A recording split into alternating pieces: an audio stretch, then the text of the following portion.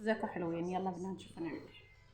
هنعمل السلطة بتاع المطاعم، سلطة الحاتي وسط الغلاب.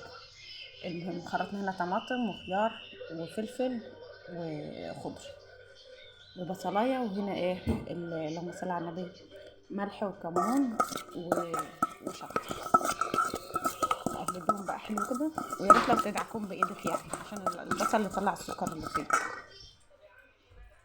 نعصر الليمونة، عايزة تعصري اكتر بقى تزودي ليمون براحتك، عايزة تزودي خل برضه براحتك.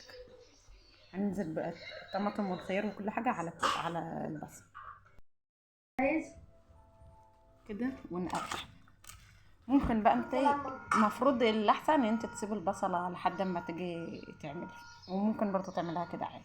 تجيب عليها بقى بمية، لو عندك بقى المية بتاعة الترشي ممكن تحطها عليها، بتوديها في حتة تانية بقى.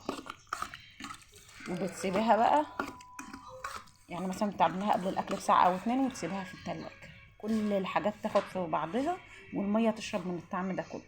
ولو عندك بابريكا حطها لها، بتخليها محمرة. ممكن بقى تصبها في اطباق او تصبها في كوبايات زي كوبايه كده. لو انت بتحبها في كوبايات ما عادي اشربها كده، وحط لها شويه زيت وميه الترش زي ما انا بقول، هتوديها لك في حته تانية. وفي ناس بتحط لها توم، يعني انتوا راحتك بقى.